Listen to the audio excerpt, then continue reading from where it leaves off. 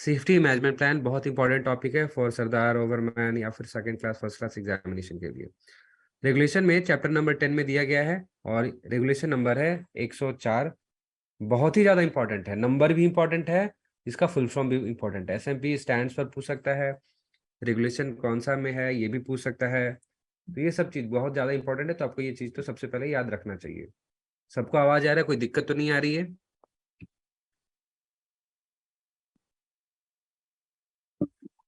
Hello, सबको आवाज आ रही है ना? कोई दिक्कत तो नहीं है? ओके। तो ऐसा नहीं है कि सेफ्टी मैनेजमेंट प्लान हम लोग आज ही देख रहे हैं। 2017 रेगुलेशन में जब पारित हुआ था उसी समय सेफ्टी मैनेजमेंट प्लान का कॉन्सेप्ट आया था। ये लगभग जो है 20 साल पुराना है। 2000 वर्ष 2000 में क्या हुआ था कि जब नवा सेफ्टी कॉन्फ्रेंस हुआ था, 9 सेफ्टी कॉन्फ्रेंस हुआ था, तो वहां पे ये बात रखी गई थी कि रिस्क असेसमेंट किया जाए, रिस्क का आकलन किया जाए, और रिस्क का आकलन करके जो है अपना जो माइंड जो है खुद का अपना जो एक तरह का एसएमपी जो है वो बनाए। तो ये जो है 2000 में ही बात किया गया था, मतलब 22 साल पुराना है रिस्क मैनेजमेंट जो है। ठीक है, तो उसके बारे में आपको 9 सेफ्टी कॉन्फ्रेंस यानी 2000 में ही बताया गया था। अब बात करते हैं रेगुलेशन में क्या लिखा हुआ है। रेगुलेशन में बताया गया है कि द ओनर, एजेंट और and manager of every mine, मतलब तीनों और नहीं है, यहाँ पे तीनों है प्लस एजेंट, ओनर, मैनेजर। प्रत्येक खान के क्या करेंगे? सबसे पहले करेंगे क्या? Identify the hazard. हजार्ड को पहले पहचानेंगे। कौन सा हजार्ड जी? बहुत सारा हजार्ड हो सकता है। वैसा हजार्ड जो आपसे आपके स्वास्थ्य और सुरक्षा के लिए इंपॉर्टेंट है, जो आपके स्वास्थ्य और सुरक्षा से एसोसिएटेड है। जब भी आप खदान में काम कर रहे होंगे तो जो भी आपका हेल्थ हजार्ड हो सकता है, जो भी आपका सेफ्टी हजार्ड हो सकता है, उसको सबसे पहले ओनर, एजेंट, मैनेजर पहचानेंगे। दूसरा नंबर में क्या है? Assess the risk to the health and safety to which employees may be exposed while they are at work। मतलब हजार तो आइडेंटिफाई हो गया, अब क्या करेंगे? अब रिस्क का आकलन करेंगे। कौन सा रिस्क का आकलन? जो भी सुरक्षा और स्वास्थ्य से रिलेटेड है, यानी हेल्थ और सेफ्टी से रिलेटेड जो भी रिस्क हैं, उसका आकलन करेंगे कि कौन जो है, जो भी मेरे एम्प्लॉयज हैं जो काम कर रहे हैं वर्क प्लेस पे, अब उनको क्या क्या रिस्क हो सकता है, ये सब चीज का आकलन करना है। पहले क्या कर रहे हैं? हजार आइडेंटिफाई कर रहे हैं, फिर असेस द रिस्क यानी असेसमेंट ऑफ रिस्क कर रहे हैं, रिस्क का आकलन कर रहे हैं।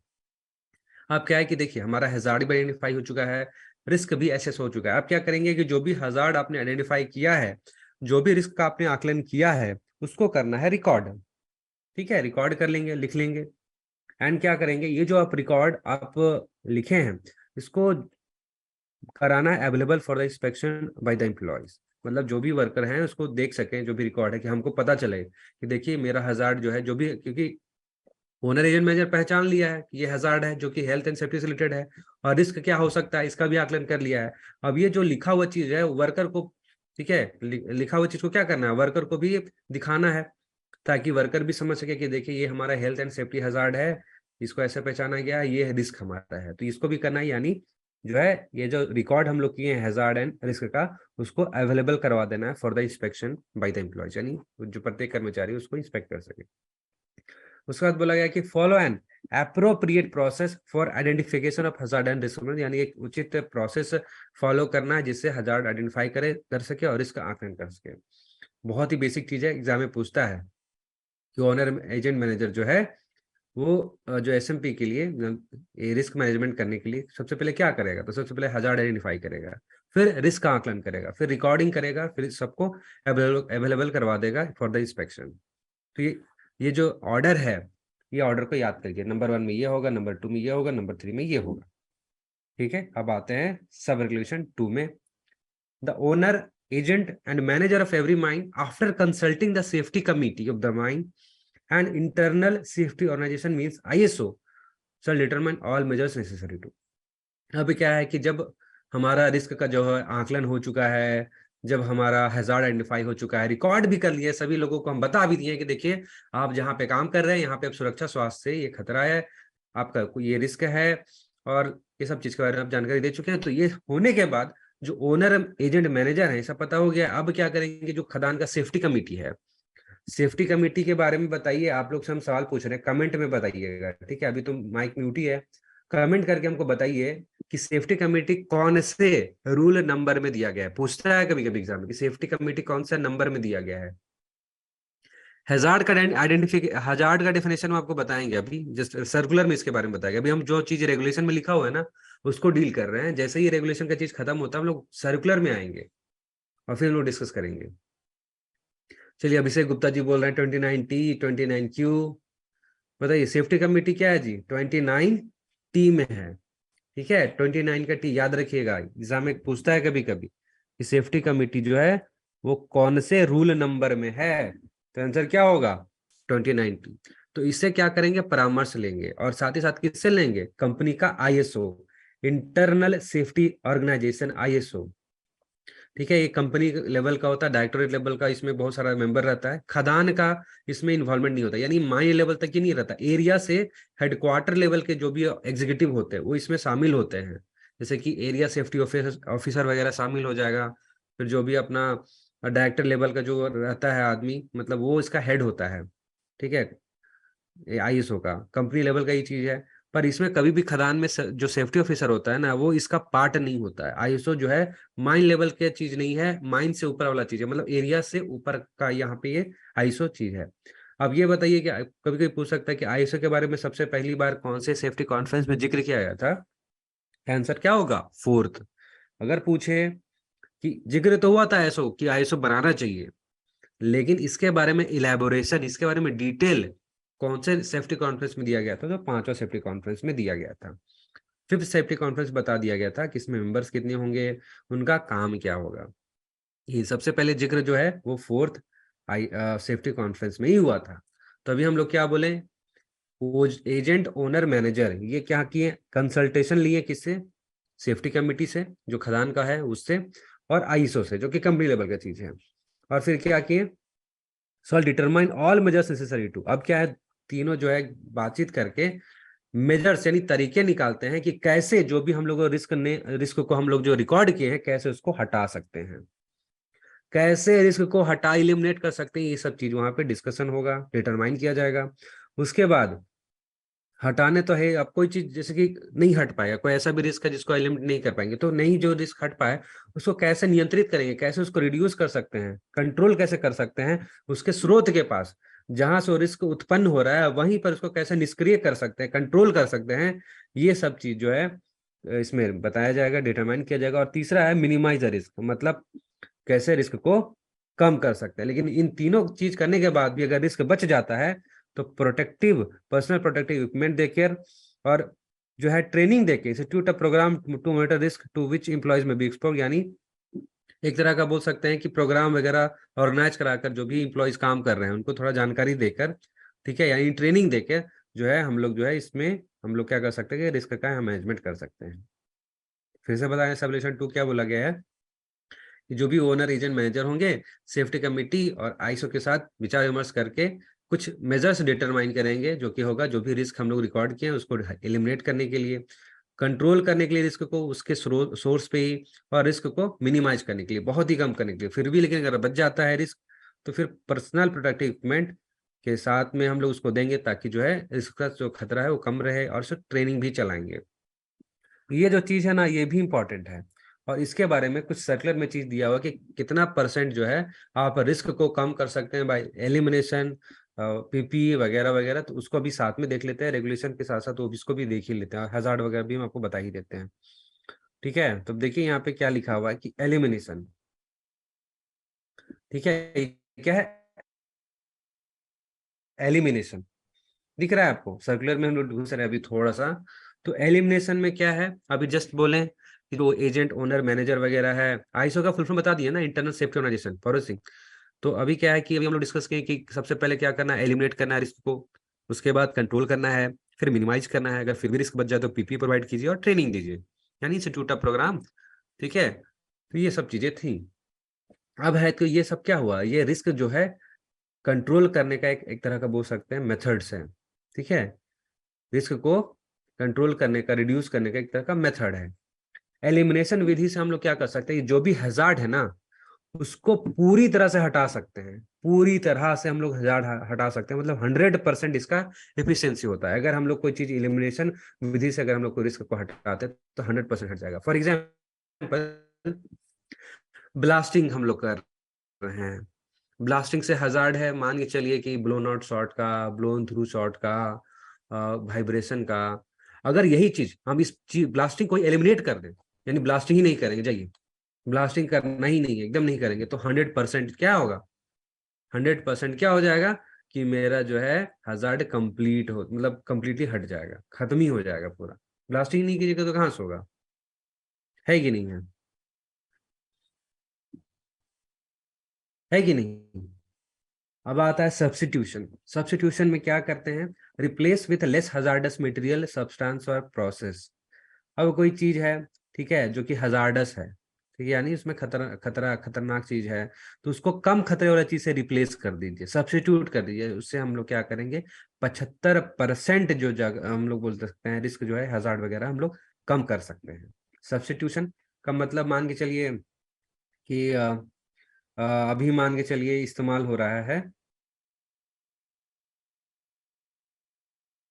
सब्स्टिट्यूशन में मान के चलिए कि हम लोग जो है जैसे कि पहले इस्तेमाल करते थे, अपना सब्स्टिट्यूशन में एक तरह से बोल सकते हैं कि जैसे पहले हम लोग कट ब्लास्टिंग करते थे। कट ब्लास्टिंग में जो है बहुत सारा जो है वाइब्रेशन होता था, है कि नहीं है, बहुत ज्यादा वाइब्रेशन होता है, एक ही बार में सारा फूटता था। और फिर हम लोग उसको उसको उसको बदल दिए, उसको क्या है सब्स्टिट्यूट कर दिए, रिप्लेस कर दिए विथ सॉलिड ब्लास्टिंग। अभी क्या होता है, सॉलिड ब्लास्टिंग करने से वाइब्रेशन जो है उसके तुलना में कम होता है। तो एक सब्स्टिट्यूशन से क्या हुआ कि लगभग 75% जो है आप जो है हजार्ड हजार्ड जो है वो कम कर दिए, रिस्क वगैरह कम कर दिए। तो सब्स्टिट्यूशन से 75% जो है आप जो है क्या कर सकते हैं, ये रिस्क को कम कर सकते हैं, है कि नहीं है। जैसे कि मान के सब्स्टिट्यूशन का एक और एग्जांपल लेते हैं, मान के चलिए अभी मैनुअल ड्रिलिंग हो रहा है, ठीक है, मैनुअल ड्रिलिंग हो रहा है, आदमी हाथ से ड्रिलिंग कर रहा है, ठीक है, ड्रिल मशीन को पकड़े हुए है, ठीक है, हाथ से पकड़ा हुआ है, देखिए 3 लोग पकड़े हुए हैं, ठीक है, और ड्रिलिंग कर रहे हैं रूफ में सपोर्ट करने के लिए। अब ये चूंकि हाथ से पकड़ रहे हैं, इसमें एफर्ट भी बहुत ज्यादा लग रहा है, इसमें ज्यादा ही हजार्डवर्स है, कोई चीज गिरा तो इसके सर के ऊपर ही गिरेगा। इसी चीज को अगर आप रिप्लेस कर देते हैं, हाइड्रोलिक सपोर्ट का भी सिस्टम अभी आ गया है, पावर पैक वगैरह जिसको बोलते हैं, ठीक है, जिसमें मैकेनिकली क्या होता है कि इस तरह से रहेगा, दो तो हैंडल, बस उसको दबाना है, दबाइएगा तो इसका जो रॉड रहता है ऊपर चला जाएगा और घूम के जो है होल कर देगा। तो क्या हुआ, सब्स्टिट्यूट कर दिए, रिप्लेस कर दिए, इससे क्या हुआ, मेरा हजार जो है 75% जो है कम हो गया, है कि नहीं। मैनुअल में ज्यादा रिस्क जो है कवर कर रहा था, इसमें थोड़ा रिस्क कवर, क्योंकि अब सीधा जहाँ पे होल हो रहा है ना, उसके नीचे खड़े नहीं है, बस उसका हल्का सा पीछे आप खड़े हैं, तो इससे जो है रिस्क भी कम हो गया, एफर्ट भी कम हो गया। तो ये सब्स्टिट्यूशन है, सब्स्टिट्यूशन से आप 75% जो है आप रिस्क जो है कम कर सकते हैं, हजार्ड कम कर सकते हैं। अब आता है सेपरेशन। सेपरेशन का मतलब क्या है कि isolate hazard from person by guarding space और टाइम सेपरेशन। मतलब क्या है कि किसी जो जो जगह है, जो जगह जहाँ पे हजार्ड है, वो जगह को ही आप बंद कर दीजिए, सेपरेट कर दीजिए बाकी जगह से। जैसे कि मान के चलिए कोई जगह है, कोई वर्किंग प्लेस है, ठीक है, वर्किंग प्लेस है, इधर भी वर्किंग प्लेस है। अब यहाँ पे देख रहे हैं कि रूफ खराब वगैरह है कि नहीं, रूफ खराब है, अब यहाँ पे क्या कर दिए, फेंसिंग कर दी। फेंसिंग कर दी तो क्या हुआ, सेपरेट हो गया, ये हजार्डवस प्लेस था ना पहले, रूफ खराब था, गिर जाता किसी के ऊपर, अब इसको आप फेंस मार दिए, गार्डिंग कर दिए, तो इससे क्या हुआ कि 50% जो है आपका जो है हजार्ड रिस्क कम हो गया। फिर आता है एडमिनिस्ट्रेशन। एडमिनिस्ट्रेशन से यानी प्रशासन से भी जो है आप क्या कर सकते हैं, रिस्क जो है कम कर सकते हैं, रिड्यूस कर सकते हैं। कैसे, अब एडजस्ट कर दीजिए टाइम या फिर कंडीशन ऑफ रिस्क एक्सपोजर, जो भी रिस्क एक्सपोज हो रहा है उसका टाइमिंग ही फिक्स कर दीजिए कि हाँ जी, ब्लास्टिंग कर रहे हैं, ब्लास्टिंग का टाइम फिक्स कर दिया कि ब्लास्टिंग जो है सिर्फ 1 घंटा ही होगा, 2 से 3। टाइम एडजस्ट प्रशासनिक ये काम किए कि क्या है कि टाइम ही फिक्स कर दी कि 2 से 3 बजे ब्लास्टिंग होगा, तो बाकी आदमी आसपास नहीं काम करेगा या कुछ भी नहीं रहेगा। इससे 30% जो है आप रिस्क को कम कर सकते हैं। फिर जैसे कि हम बताए थे कि ट्रेनिंग भी रहता है इंपॉर्टेंट चीज, क्योंकि अब वर्कर को बता रहे हैं, सेफ्टी हेल्थ को बता दिया, लेकिन उसको प्रॉपर ट्रेनिंग ही नहीं मिला है कि नहीं है।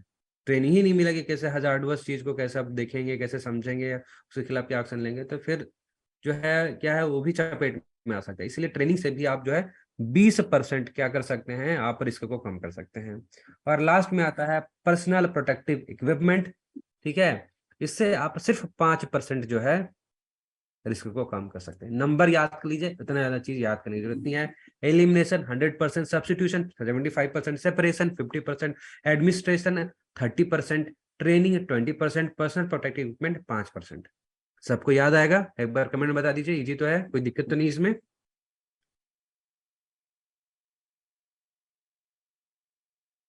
हेलो। 30, 30, 25 एग्जाम में आ सकता है जी। एसएमपी बहुत ही ट्रेंडिंग टॉपिक है। ठीक है, पहले एग्जाम में नहीं पूछा जाता था, ऐसा कोई नियम नहीं था, रेगुलेशन में जब से आया तब से थोड़ा ठीक है ज्यादा इसका महत्व बढ़ गया। एलिमिनेशन को क्या बताएं? एलिमिनेशन को एलिमिनेशन को हम बताएं, अच्छा।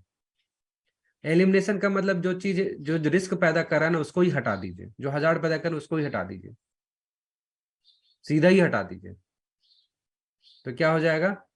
अब मान के चलिए कि आप सॉवेल से लोड कर रहे थे, सॉवेल से उठा के डंपर पे लोड कर रहे थे, उसमें जो भी हजार्ड एसोसिएटेड है, अब अगर इस चीज को आप कंप्लीटली हटा दें, ठीक है, ये कंप्लीटली हटा देंगे नहीं, अब सरफेस माइनर लगा लेंगे और सरफेस माइनर सीधा जो है डायरेक्टली वो कटते रहेगा कोयला और सीधा उसमें डबल लोड होता है, ये हटा ही दिए, मतलब सॉवेल वाला चीज ही हटा दिया, तो फिर 100% जो सॉवेल से रिलेटेड जो रिस्क था वो कम हो गया, 100% खत्म हो गया। है कि नहीं है? समझ में आ रहा है कि नहीं आ रहा है? हेलो।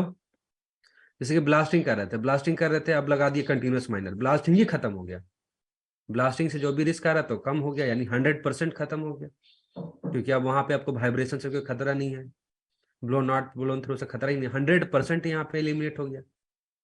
समझ में आ रहा है कि नहीं आ रहा है? ठीक है, समझ में आ रहा है ना? वो कॉस्ट ऑफ प्रोडक्शन वगैरह सब अलग चीजें हैं, ठीक है, वो अलग व्यू है। ठीक है, पहले ये जान लीजिए कि रिस्क इस तरह से आप कंट्रोल कर सकते हैं।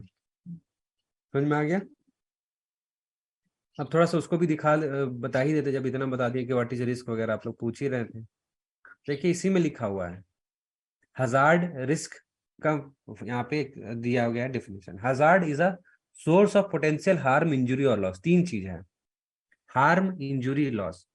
कुछ चीज का नुकसान हुआ, ठीक है, एक चोट लगा है या कोई चीज का हानि हो गया है, ठीक है, ऐसा नहीं कि आदमी का ही है, किसी चीज का भी, आदमी मशीन, क्योंकि इसमें थोड़ी ना बोला है कि आदमी का ही होगा, मतलब कोई मशीन का भी हार्म हो रहा है तो मशीन को भी मतलब हार्म एक तरह से हो रहा है तो उसको भी बोलेंगे हसार्ड।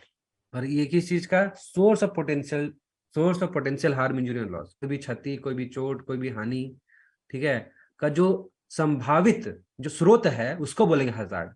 फॉर एग्जाम्पल, हम माइंस में गए हुए हैं और यहाँ पे हम ही खड़ा है और साथ ही मशीनरी खड़ा है, रूफ मेरा कंडीशन मेरा खराब है, रूफ कंडीशन मेरा खराब है, इस रूफ कंडीशन खराब होने से क्या हो सकता है, हमको चोट पहुंच सकता है, ठीक है, अगर मेरा हमें चोट लग सकता है ना, इंजरी हो सकता है, हमको नुकसान भी हो सकता है, या मशीन में हार्म हो सकता है, या हमेशा को कोई मेरा हाथ पैर कुछ भी लॉस भी हो सकता है।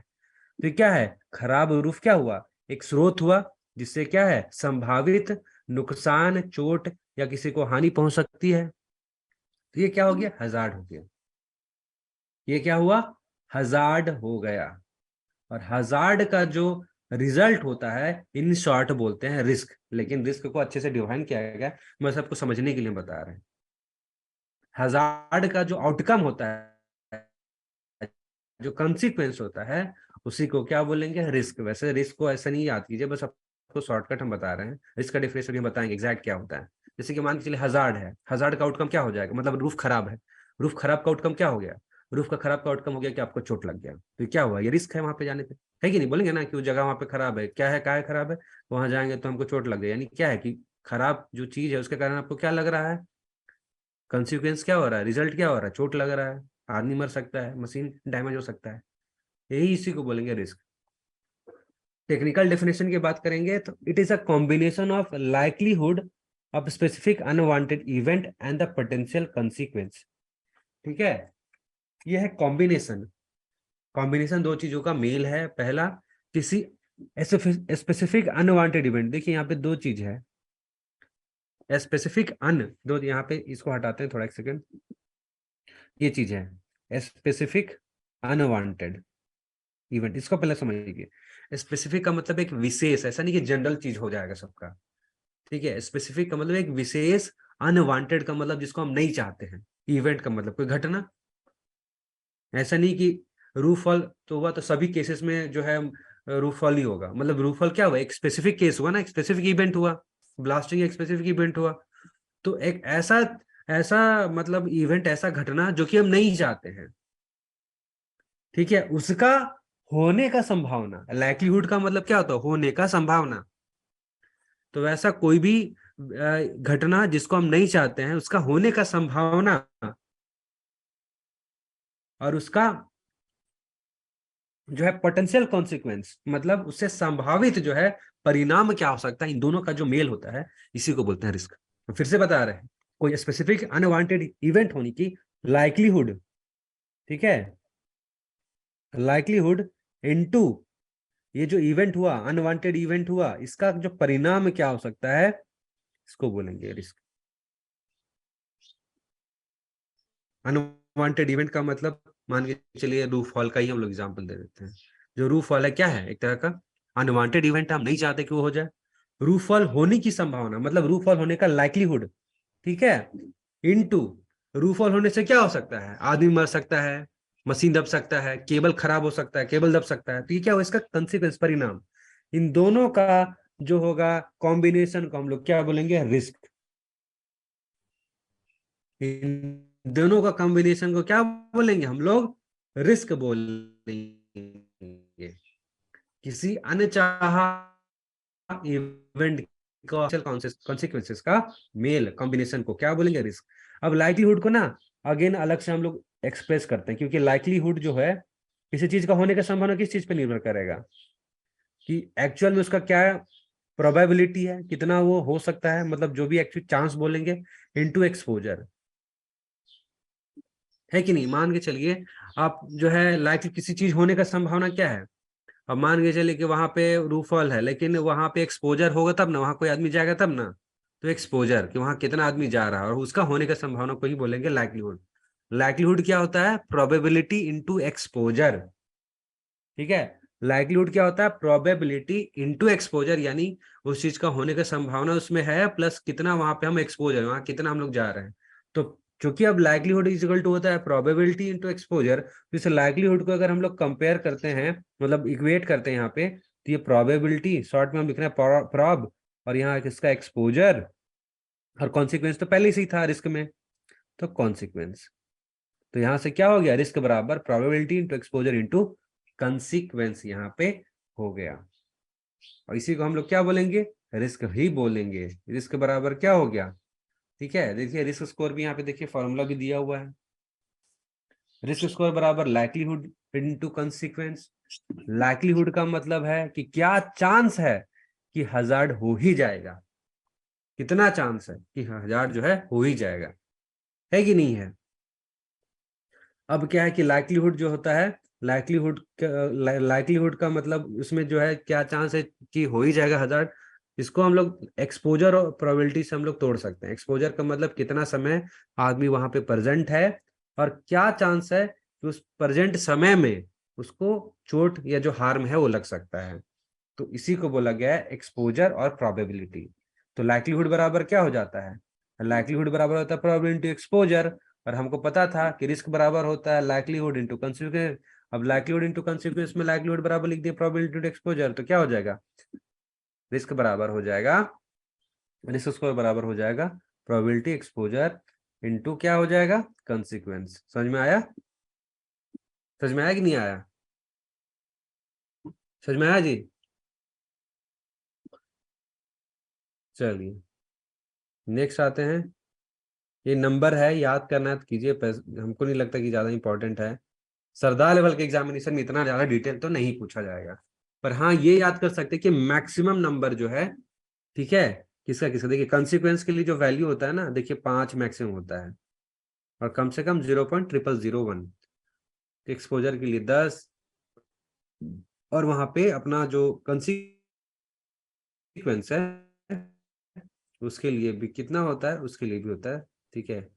कंसिक्वेंस के लिए 5 है, एक्सपोजर के लिए और प्रोबेबिलिटी के लिए 10-10 यहाँ पे दिया हुआ है। तो मैक्सिमम स्कोर क्या हो सकता है, हम अभी जस्ट जाने हैं कि रिस्क बराबर होगा probability into exposure into consequence. इसमें मैक्सिमम मिलता है, दिया हैगा कि किसी भी अनवांटेड इवेंट का मैक्सिमम रिस्क स्कोर क्या हो सकता है। तो क्या आंसर होगा बताइए? किसी भी, ठीक है, अनवांटेड इवेंट का मैक्सिमम जो है रिस्क स्कोर क्या हो सकता है बताइए? इजी नहीं है। 10 × 10 कितना हो जाएगा? 100 × 5 इज इक्वल टू कितना हो जाएगा? 500। कई सारे बुक में देखिएगा ये रिस्क स्कोर पूछता है कि 500 क्या है। ये 500 समझ में आया कि कैसे आया है? यहां से आया है। समझ में आया?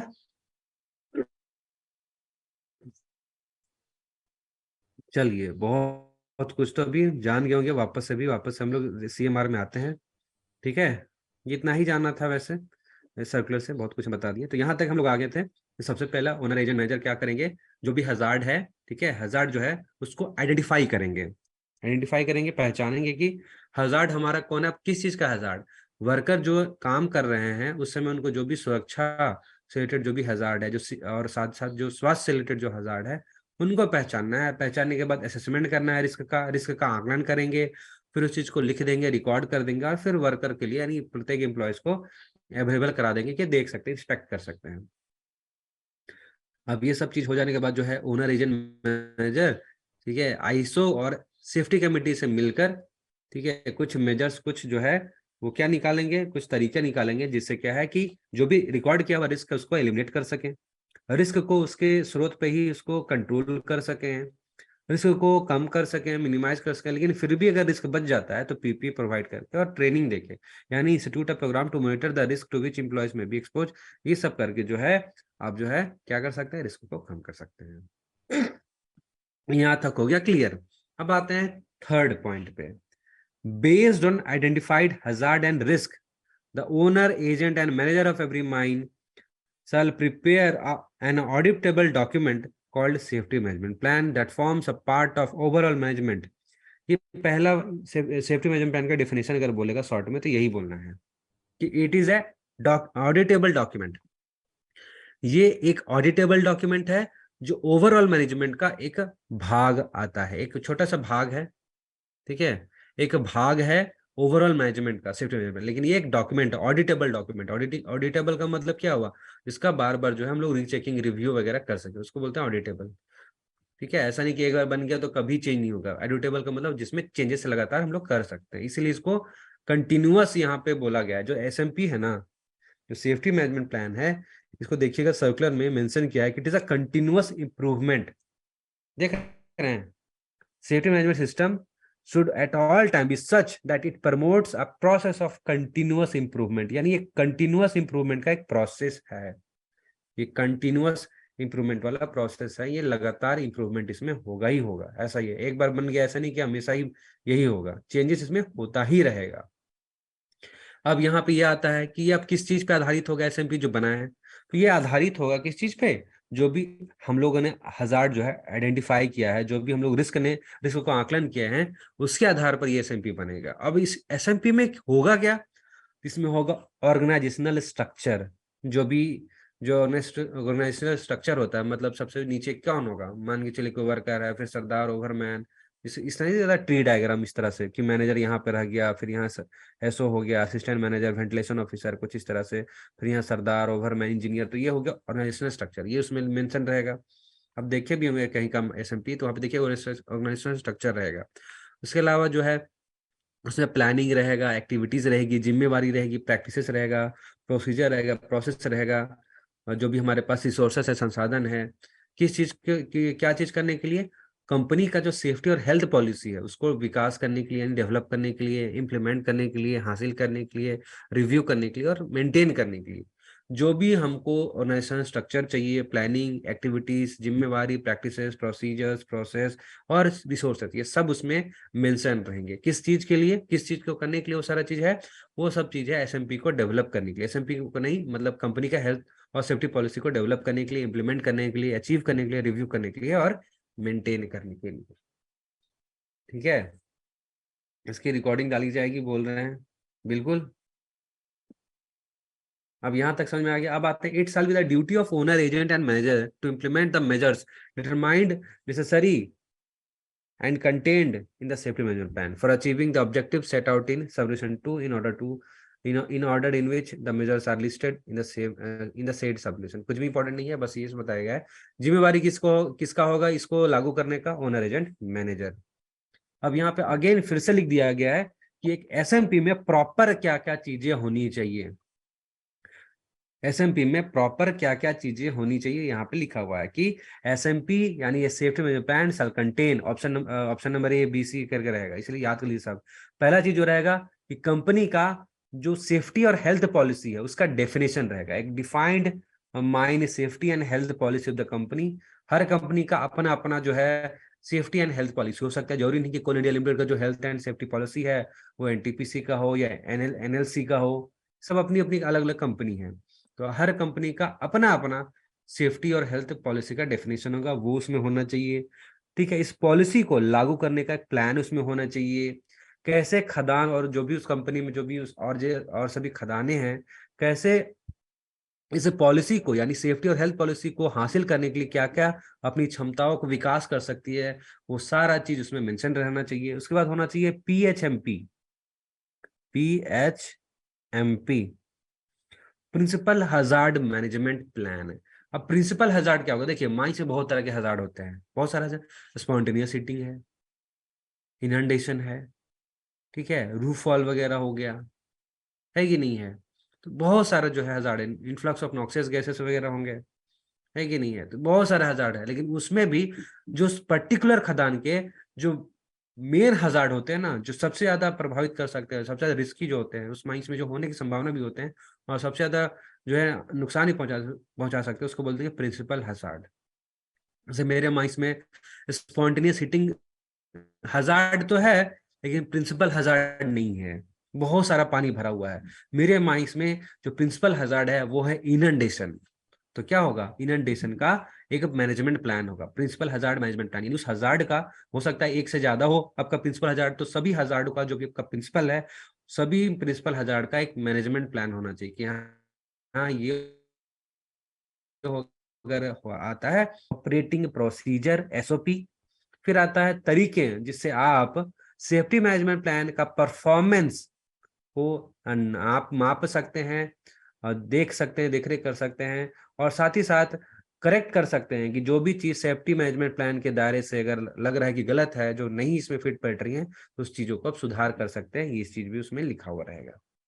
SMP plan to regularly review and continuously improve the safety management plan, एक ऐसा प्लान भी रहेगा जो रिव्यू कराएगा कि इतना टाइम में हमको ये जो सेफ्टी मैनेजमेंट प्लान को लगातार जो है इंप्रूवमेंट करते जाना है, इसको रिव्यू करते जाना है। एक और इसमें प्लान होगा जो सेफ्टी मैनेजमेंट प्लान को रिव्यू करेगा, कब, ऐसे तो रेगुलरली रिव्यू कर ही रहे हैं हम लोग, एक प्लान तो है जो रेगुलरली रिव्यू कर रहा है, कंटिन्यूअसली उसमें इंप्रूवमेंट कर रहा है, लेकिन एक अलग से एक और ऐसा प्लान होगा जिसमें रिव्यू करने का मेंशन उसमें होगा, लेकिन वो रिव्यू तब करेंगे जब खदान में बहुत बड़े बदलाव यानी बहुत ही मेजर चेंजेस, सिग्निफिकेंट चेंजेस अगर खदान में होते हैं, तो उस समय सेफ्टी मैनेजमेंट प्लान को रिव्यू करने का एक प्लान होगा। इसके अलावा इसमें होगा माइन वर्कर्स, सभी खदान के वर्कर्स जो कि सेफ्टी मैनेजमेंट प्लान को डेवलप करने के लिए, इसको लागू करने के लिए जो लोग इन्वॉल्व हैं, उन सब की माइन वर्कर की लिस्ट रहेगी। तो इतने सारा चीज यहाँ पे आप देख सकते हैं कि एसएमपी में ये इंक्लूड करना ही करना कंपलसरी है।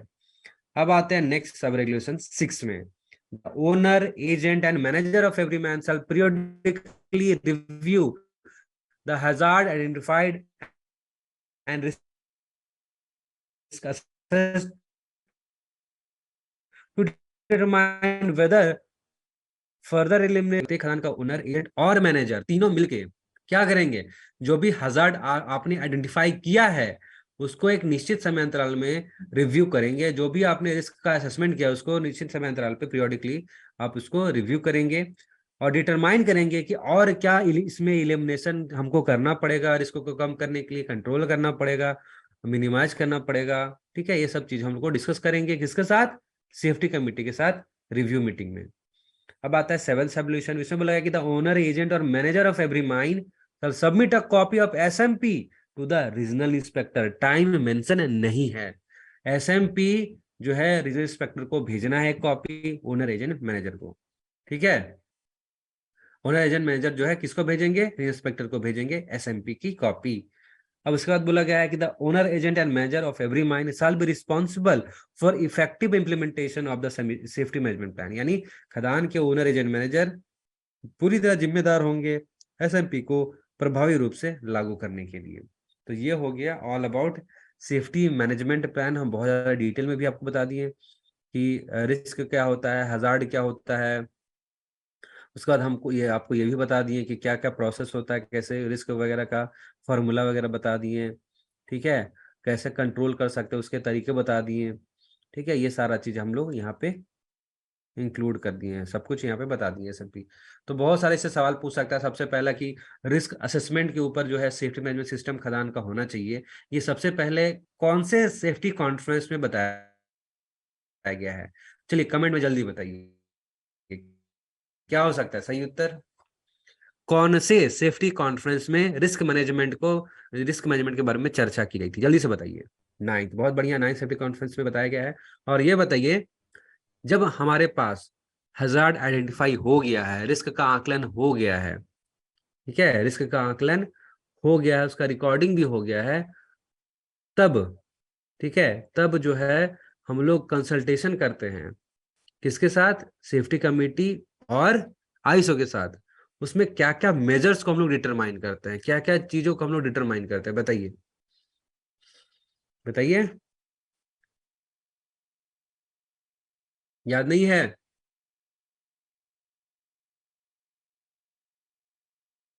हाँ, एलिमिनेशन कैसे करें, उस जो भी रिकॉर्डेड रिस्क है उसको कैसे उसको कंट्रोल कर सके, उसके स्रोत पे कैसे रिस्क को मिनिमाइज कर सके, कैसे जो है अगर फिर भी रिस्क बच जाता है तो पीपीओ ट्रेनिंग देके सारा चीज हम लोग ठीक कर लें। अभी आईएसओ की बात हुई, तो सबसे पहले हमको ये बताइए कि जो आईएसओ है उसके बारे में जो डिटेल है ना, मतलब फुल एलोबरेशन अबाउट आईएसओ कौन से सेफ्टी कॉन्फ्रेंस में मेंशन हुआ था?